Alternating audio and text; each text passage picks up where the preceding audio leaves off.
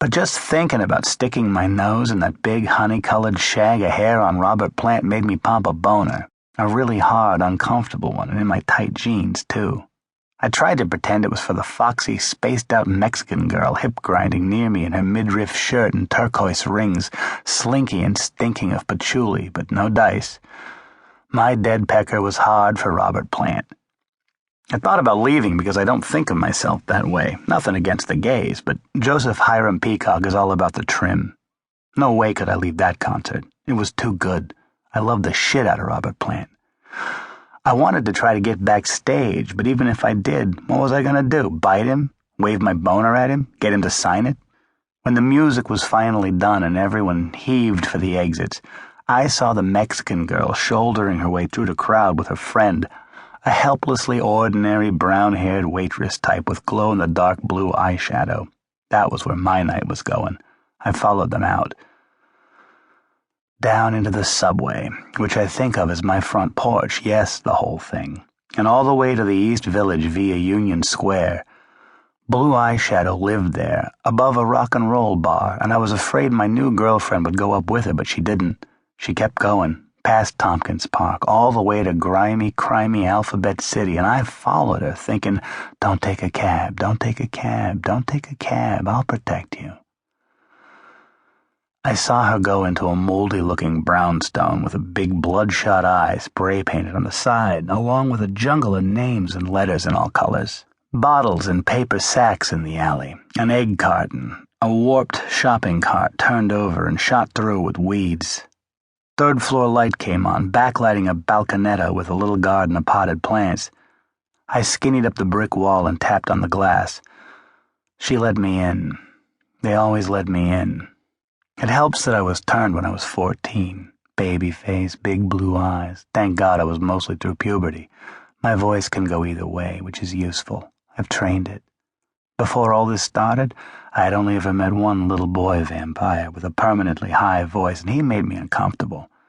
I've always felt that whoever turns anyone less than 13 needs to be taken sunbathing. So there I was on her third-floor iron balcony, the smell of the iron making me horny for blood, smiling at her where she peeped around the curtain and saying, "You need to water your coriander," through a cracked pane.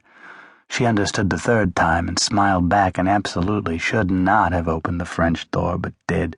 I mean, there wasn't a fire escape on that side. How did I get up there?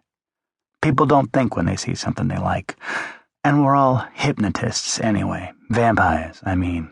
We get what we want. So she cracked the door of her own free will, and that was all the invitation I needed. In came my little white hand, pushing the curtain aside, pushing her back, but playfully. Not really, but it seemed like it to her because I was smiling. Her cat was the smartest thing in the room. He didn't like me. He didn't scream and shit himself like they do sometimes, but he decided now was a great time to go in the closet up on the towels. Fine by me, kitty. Stay out of my way. "Do you want tea?" she said. Did I want tea? "It's chamomile. I just put the water on." Trace of an accent like she came to America when she was 11 or 12. "Or I've got beer." The thought of beer in my empty black stomach made my empty black stomach turn.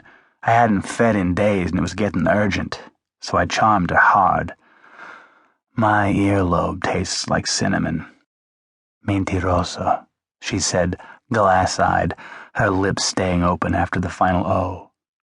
I always remembered that word.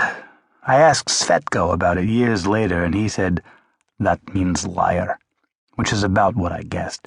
Svetko was Slovenian, spoke like 8 languages, and read even more, but I'll get to him in a minute. "You don't have to take my word for it," I said, so she leaned in, open-mouthed, and I saw her teeth, dark fillings in the back ones. And she never had braces. Her bottom teeth formed a kind of slack W, and she had tiny crooked canines sharper than normal.